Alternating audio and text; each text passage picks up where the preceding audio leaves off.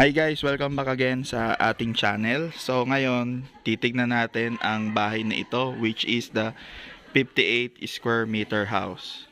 Okay, let's go.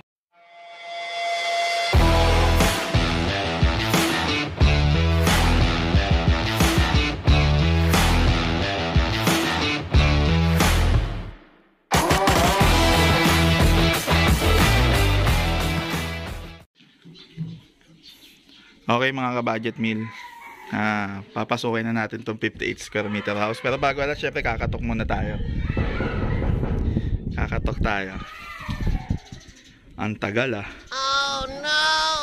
Wala po yelo. Ayun. Hi! Hello! Kamusta na po kayo? Good afternoon sa inyo lahat. Ito po yung muli namin na ipangako sa inyo dahil may part 1 to, di ba? Yung ang tagal na. Kaya lang, ngayon pa lang uli yung part 2 kasi ang tagal gawin. Ang hirap kasing kumuha ng mga maaayos na manggagawa. Halika, pasok tayo.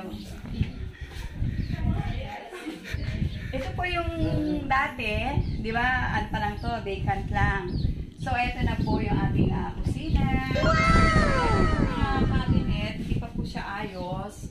Ayan po, hindi pa po siya napipinturahan. Kasi nagkaroon kami ng problems na magpipintura.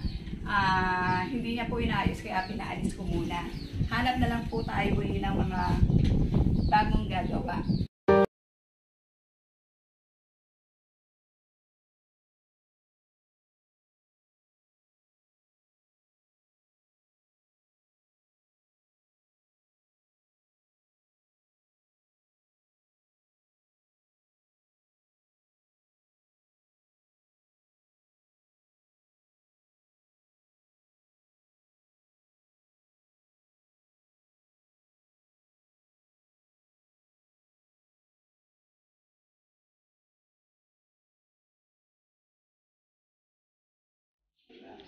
Sa next video or sa next vlog natin, ipapaliwanag ko sa inyo kung paano po kayo kukuha or kakausap ng mga gagawa at magpipintura. Paano po yung mga na-experience ko. Ito po hindi pa tapos. Kailangan pa po tayo dito, di ba? Yung sinabi ko, yung cabinet, saka dito yung washing machine. For now, ito pa lang po yung nilagay ko. Yan. So, meron tayong air fryer, oven, tsaka freezer. May freezer po ako dito, tsaka may ref kasi malayo yung palengke. No, lalabas pa po kami. So, pasok po tayo dito sa sala. Yan, may mga bisita po kasi ko. Ito po yung ating sala. May flower po tayo dito. And may aircon po tayo para po dito sa munting sala. Ito po yung ating sala. Ngayon, pag galing niyo po sa sala, yan na po yung makikita niyo. Yan yung ginawa namin sliding door. Pina-open ko po siya para makita yung place na yun. Maganda. So, nakita na nila. Yan. Yan. Konti pa lang yung gamit natin, guys, kasi hindi ko pa po alam kung ano yung mga ilalagay na gamit. So, punta po tayo sa room muna. Ito pong first door.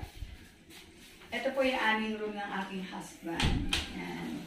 Maliit lang po yung aming munting room kasi dalawa lang naman kami ni husband. Yan. Yung kama, yung turismo, ginawa namin doon. At ito pong kama na to, hindi na po kami bumili kasi ang mahal niya. Ang mahal. Kaya ginawa po namin, ginawa lang po to ni husband at saka yung mga kapatiran po namin sa church. Si Antonio at si Kuya Genesis po. Oh my God! Wow! Ito po yung table ni husband pagka nag-aaral po siya. At ito po yung aking family. Yan. Yan. Yan yung aking family. Pero sila po ay may kanya-kanya na pong tahanan. Kaya kami na lang po ni husband na nandito.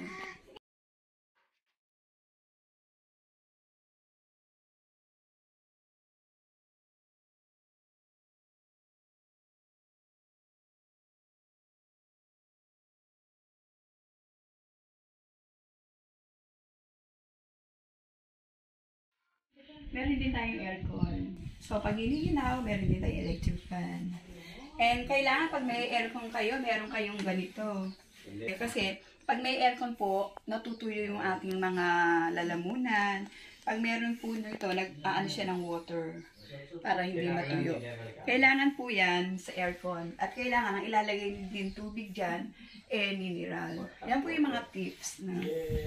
And dito naman po sa second door, so hindi pa rin po siya tapos. Yung ating ceiling walking closet.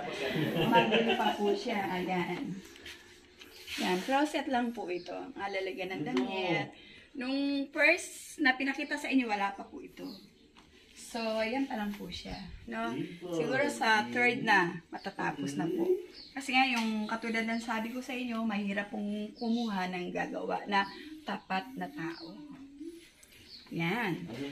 At then, yun sa third doors, ito po yung ating stock room. Ito po yung pinaka-importante sa bahay. Na magkaroon po tayo ng stock room para po sa mga kalat-kalat natin. Yan, yung mga abubot ni husband. And then, ito po yung ating munting powder room. No, maliit lang. Kahit po maliliit lang po siya, pero na i-ano natin na maging kahit paano maging social man lang ang dating. Elegante. Yan. Elegant. Okay? At kung gusto niyo naman pong gumanda, pumunta po kayo dito. Dahil kung salamin ito may dial. Tataka ko ba't maganda ako dito. And ito naman po yung ating CR. Yan. Open po natin yung light. Yan. Yan po yung ating munting CR. Yan po ang ating CR. Meron po tayong ako siya. Meron po tayong hot shower kasi kailangan po natin to kasi kami mahilig kayo maligo paggabi. Pag maginaw, kaya may hot shower. At magtataka kayo, ba't may thermos dito? Alam niyo na yun. Sa mga nagkakaedad, kailangan may thermos sa bahay niyo. At next po, ito po yung aking munting garden. Yan, ito po yung garden natin. Munti, parang ang lawak ng garden mo.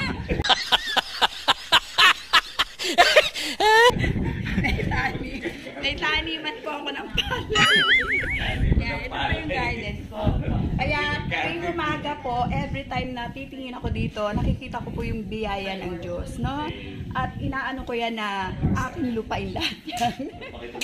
Yan. Yung hangin po dito, libre.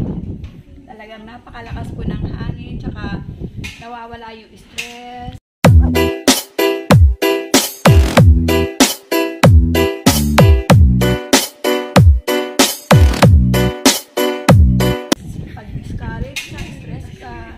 Tumingin ka lang po dyan sa gawa po ng ating mahal na Panginoon.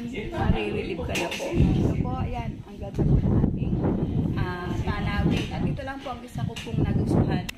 At sa susunod po, yung mga tips ko, nagbibigay po ako ng maraming tips para po sa mga nagpapagawa ng bahay.